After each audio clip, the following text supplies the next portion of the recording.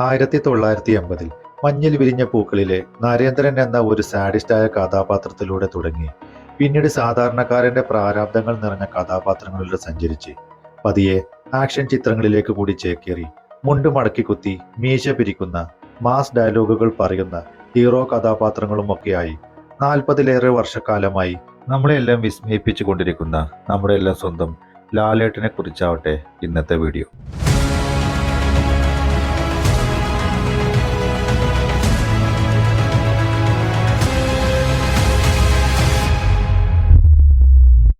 1960 പത്തനംതിട്ടയിലെ ഏലന്തൂർ എന്ന സ്ഥലത്ത് വിശ്വനാഥൻ നായരുടെയും ഭാര്യ ശാന്തകുമാരിയുടെയും രണ്ടാമത്തെ മകനായാണ് മോഹൻലാലിന്റെ ജനനം. തിരുവനന്തപുരത്തെ മോഡേൺ സ്കൂളിൽ നിന്നും പ്രാഥമിക വിദ്യാഭ്യാസം പൂർത്തിയാക്കിയ അദ്ദേഹം MG കോളേജിൽ നിന്നാണ് ബിരുദം നേടിയത്. 1978 തിരനോട്ടം എന്ന സിനിമയിലൂടെയാണ് മോഹൻലാൽ ആദ്യമായി ക്യാമറയ്ക്ക് മുന്നിലെത്തുന്നത്. എന്നാൽ ആ സിനിമ ഒരുപാട് വർഷങ്ങൾക്ക് ശേഷം മാത്രമാണ് റിലീസ് ചെയ്യുന്നത്. പക്ഷേ 1980 ശങ്കർ നായകനായ ഫാസിൽ ചിത്രം മഞ്ഞിൽ വിരിഞ്ഞ പൂക്കളായിരുന്നു ആദ്യം പ്രദർശനത്തിനെത്തിയ ചിത്രം. അതിലെ നരേന്ദ്രൻ എന്ന നെഗറ്റീവ് ഷെയ്ഡുള്ള കഥാപാത്രം പിന്നീട് അങ്ങോട്ട് വില്ലൻ വേഷങ്ങളിലാണെങ്കിലും മോഹൻലാൽ എന്നൊരു നടൻ പതിയെ മലയാള സിനിമയിൽ സജീവമായി തുടങ്ങിയായിരുന്നു. പിന്നീട് അങ്ങോട്ട് വില്ലനായും സഹനടനായും ഒക്കെ പടയോട്ടം, IV ശശിയുടെ ഉയരങ്ങളിൽ അങ്ങനെ ഒരുപാട് ശ്രദ്ധിക്കപ്പെടുന്ന വേഷങ്ങൾ ലഭിച്ചു തുടങ്ങി. പിന്നീട് അങ്ങോട്ട് പൂച്ചക്കൊരു മുക്കുത്തി, അരം പ്ലസ് അരം സമം കിന്നരം, hello my dear wrong number എന്നീ സിനിമകളിലൂടെ ഹാസ്യം നിറഞ്ഞ കഥാപാത്രങ്ങളിലൂടെ അദ്ദേഹം കൂടുതൽ ആരാധകരെ സമ്പാദിച്ചു തുടങ്ങിയിരുന്നു. ശേഷം മലയാള സിനിമയുടെ സുവർണ കാലഘട്ടം എന്ന് വിശേഷിപ്പിക്കാവുന്ന 86 മുതൽ 95 വരെയുള്ള കാലയളവിൽ പ്രിയദർശൻ, സത്യൻ അന്തിക്കാട് എന്നിങ്ങനെയുള്ള നല്ല നല്ല സംവിധായകരുടെയെല്ലാം മികച്ച വേഷങ്ങൾ ലഭിച്ചതിലൂടെ മോഹൻലാൽ കുടുംബ സദസ്സുകളുടെ പ്രിയ താരമായി മാറിക്കഴിഞ്ഞിരുന്നു. EP ബാലഗോപാലൻ MA, സന്മനസ്സുള്ളവർക്ക് സമാധാനം, ഗാന്ധിനഗർ സെക്കൻഡ് സ്ട്രീറ്റ്, നാടോടിക്കാറ്റ്, പട്ടണപ്രവേശം എന്നിങ്ങനെ നിരവധി സിനിമകൾ അദ്ദേഹത്തിന് ലഭിച്ചു.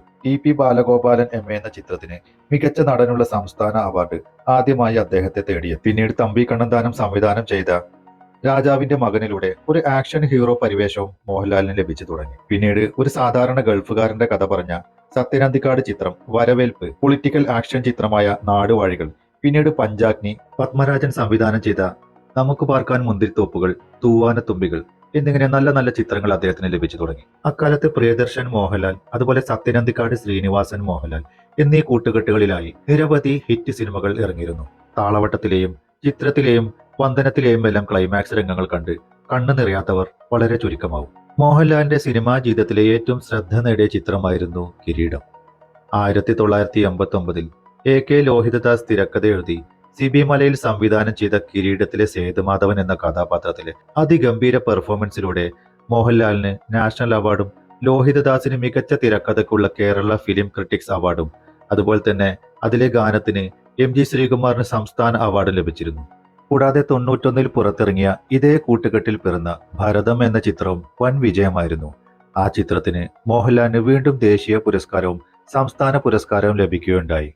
88 പുറത്തിറങ്ങിയ പ്രിയദർശൻ മൂവിയായ ചിത്രം ഏറ്റവും കൂടുതൽ പ്രദർശനം നടത്തിയ റെക്കോർഡ് നേടിയിരുന്നു. 93 റിലീസായ IV ശശി ചിത്രം മോഹൻലാലിന്റെ കരിയറിലെ മറ്റൊരു ഐക്കോണിക് കഥാപാത്രം പിറവിയെടുക്കുകയുണ്ടായി, മംഗലശ്ശേരി നീലകണ്ഠൻ. അത് പിന്നീട് അങ്ങോട്ടുള്ള മോഹൻലാലിന്റെ മാസ് ഹീറോ കഥാപാത്രങ്ങൾക്ക് കൂടുതൽ സ്വീകാര്യത നേടാൻ സഹായിച്ചു. പക്ഷെ അത് മാത്രമായിരുന്നില്ല, ആ വർഷം മലയാള സിനിമാ ചരിത്രത്തിലെ ക്ലാസിക്കുകളിൽ ഇന്നും പകരം വെക്കാനില്ലാത്ത മണിച്ചിത്രത്താഴ്, അതിലെ ഡോക്ടർ സണ്ണിയെയും മലയാളി ഏറ്റെടുത്ത ഒരു നല്ല കഥാപാത്രമായിരുന്നു. പിന്നീട് ഒരുപാട് സാമ്പത്തിക വിജയങ്ങൾ നേടിയ നിരവധി സിനിമകൾ ഉണ്ടായിരുന്നു.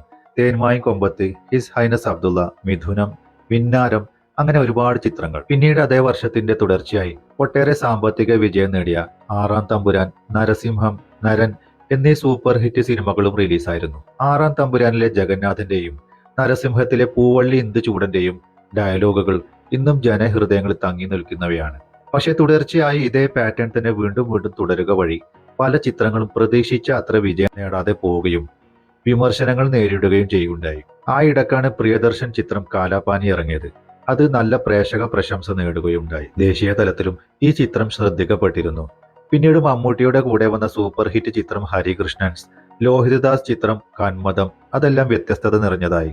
99 പുറത്തിറങ്ങിയ വാനപ്രസ്ഥം ദേശീയ തലത്തിലും അന്താരാഷ്ട്ര തലത്തിലും ശ്രദ്ധിക്കപ്പെട്ട ചിത്രമായിരുന്നു.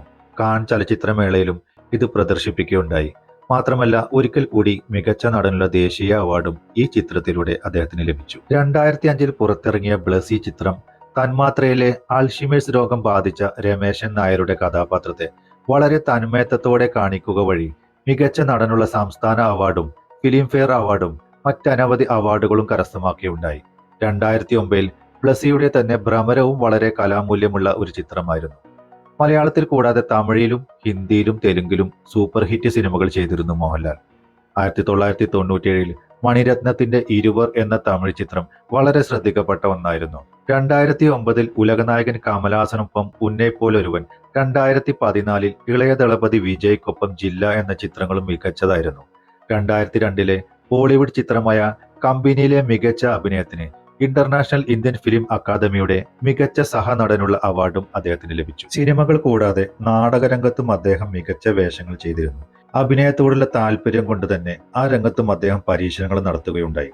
കർണഭാരം എന്ന നാടകത്തിൽ കർണന്റെയും പിന്നീട് കഥയാട്ടത്തിലൂടെ മലയാള സാഹിത്യത്തിലെ 10 സുപ്രധാന കഥാപാത്രങ്ങളും അദ്ദേഹം അവതരിപ്പിക്കുകയുണ്ടായി. പിന്നീട് ഛായാമുഖി എന്ന നാടകത്തിലൂടെ ഭീമന്റെ കഥാപാത്രത്തെയും അദ്ദേഹം അവതരിപ്പിച്ച് ജനശ്രദ്ധ നേടുകയുണ്ടായി. മോഹൻലാലിന്റെ കൂടുതൽ ജനപ്രീതി നേടിയ കഥാപാത്രങ്ങളുടെ മാത്രം ലിസ്റ്റ് എടുത്താൽ തന്നെ ഒട്ടനവധിയുണ്ട്. പോയിങ് പോയിങ്, മഴ പെയ്യുന്നു മദ്ദളം കൊട്ടുന്നു, സന്മനസ്സുള്ളവർക്ക് സമാധാനത്തിലെ ഗോപാലകൃഷ്ണൻ പി, രാജാവിന്റെ മകനിലെ വിൻസെന്റ് തോമസ്, നമുക്ക് പാർക്കാൻ മുന്തിരിത്തോപ്പുകൾ എന്ന സിനിമയിലെ സോളമൻ, താളവട്ടത്തിലെ ഉണ്ണി എന്ന വിനോദ്, 20-ാം നൂറ്റാണ്ടിലെ സാഗർ എലിയാസ് ജാക്കി, തൂവാനത്തുമ്പികളിലെ ജയകൃഷ്ണൻ, നാടോടിക്കാറ്റിലെയും പട്ടണപ്രവേശത്തിലെയും സിഐഡികൾ, വെള്ളാനകളുടെ നാടിലെ റോഡ് കോൺട്രാക്ടർ, കിരീടത്തിലെ സേതുമാധവൻ, അദ്വൈതത്തിലെ ശിവൻ, ദേവാസുരത്തിലെ മംഗലശ്ശേരി നീലകണ്ഠൻ, സ്ഫടികത്തിലെ ആടുതോമ, നരസിംഹത്തിലെ ഇന്ദുചൂടൻ, ആറാം തമ്പുരാൻ, ചന്ദ്രോത്സവത്തിലെ ചിറക്കൽ ശ്രീഹരി, നരനിലെ മുള്ളൻകൊല്ലി വേലായുധൻ, തന്മാത്രയിലെ രമേശൻ നായർ, ചോട്ടാ മുംബൈയിലെ വാസ്കോ, പുലിമുരുകനിലെ മുരുകൻ, ദൃശ്യത്തിലെ ജോർജ് കുട്ടി, ഒടിയനിലെ മാണിക്കൻ, ലൂസിഫറിലെ സ്റ്റീഫൻ നെടുമ്പള്ളി എന്നിങ്ങനെ നീളുന്നു ആ ലിസ്റ്റ്. ഇതിലെ പുലിമുരുകൻ, നരസിംഹം, ആറാം തമ്പുരാൻ, ദൃശ്യം, ലൂസിഫർ, ദേവാസുരം എല്ലാം തന്നെ സൂപ്പർ ഡൂപ്പർ ഹിറ്റുകളായിരുന്നു.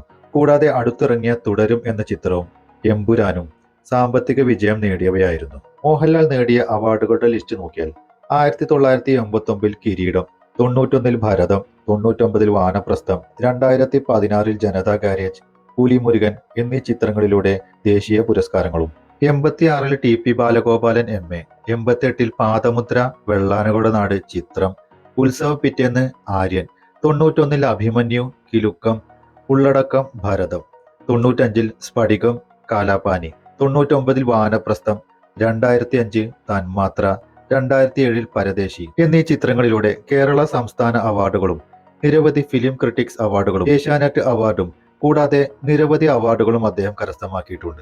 1988 മോഹൻലാൽ സുചിത്രയെ വിവാഹം കഴിക്കുന്നത്. വിസ്മയ, പ്രണവ് എന്നിങ്ങനെ 2 മക്കളുമുണ്ട്.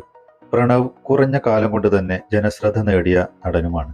അഭിനേതാവ് എന്നതിനു പുറമെ പ്രണവും ആർട്സ്, ആശീർവാദ് സിനിമാസ് എന്നിങ്ങനെ ഫിലിം പ്രൊഡക്ഷൻ കമ്പനികളുമുണ്ട് മോഹൻലാലിന്. 4 പതിറ്റാണ്ടുകളിലായി 300-ലധികം സിനിമകളിലൂടെ വില്ലനായും നായകനായുമെല്ലാം വൈവിധ്യമായ വേഷങ്ങളെ തന്റെ സ്വതസിദ്ധമായ കഴിവിലൂടെ കഥാപാത്രങ്ങളിലേക്ക് ഇറങ്ങിച്ചെന്നുകൊണ്ട് അതിന്റെ അങ്ങേയറ്റത്തെ പ്രകടനം കാഴ്ചവെച്ചുകൊണ്ട് ജനഹൃദയങ്ങൾ കീഴടക്കി ദി കംപ്ലീറ്റ് ആക്ടർ എന്ന പേര് നേടിയെടുത്തത് അദ്ദേഹത്തിന്റെ കഴിവും ആത്മാർത്ഥതയും കൊണ്ട് മാത്രമാണ്. ഇന്ത്യൻ ചലച്ചിത്ര മേഖലയ്ക്ക് നൽകിയ സംഭാവനകൾ പരിഗണിച്ച് 2001 അദ്ദേഹത്തിന്റെ രാജ്യത്തെ 4ാമത്തെ ഉയർന്ന സിവിലിയൻ ബഹുമതിയായ പത്മശ്രീ പുരസ്കാരവും 2019 രാജ്യത്തെ 3ാമത്തെ ഉയർന്ന സിവിലിയൻ ബഹുമതിയായ പത്മഭൂഷൺ ബഹുമതിയും നൽകി രാജ്യം അദ്ദേഹത്തെ ആദരിച്ചിരുന്നു. കൂടാതെ 2009 ഇന്ത്യൻ ടെറിട്ടോറിയൽ ആർമിയിൽ ലഫ്റ്റനന്റ് കേണൽ പദവി നൽകിയും ആദരിച്ചിട്ടുണ്ട്. ചലച്ചിത്ര ലോകത്തിനും സംസ്കൃത നാടകത്തിനും നൽകിയ സംഭാവനകളെ മാനിച്ച് കാലടി ശ്രീ ശങ്കരാചാര്യ സംസ്കൃത സർവകലാശാല ഡോക്ടറേറ്റ് നൽകിയും അദ്ദേഹത്തെ ആദരിക്കുകയുണ്ടായി. ആടുതോമയായും മംഗലശ്ശേരി നീലകണ്ഠനായും പൂവള്ളി ഇന്ദുചൂടനായും ജോർജ് കുട്ടിയുമായുമെല്ലാം വെള്ളിത്തിരയെ വിസ്മയിപ്പിച്ച നമ്മുടെയെല്ലാം സ്വന്തം ലാലേട്ടന് ഐശ്വര്യവും സന്തോഷവും നിറഞ്ഞ ദീർഘായുസ് നേർന്നുകൊണ്ട് വീഡിയോ ഇവിടെ അവസാനിപ്പിക്കട്ടെ. മറ്റൊരു തരത്തിന്റെ ജീവിത കഥയുമായി വീണ്ടും കാണാം. നന്ദി, നമസ്കാരം.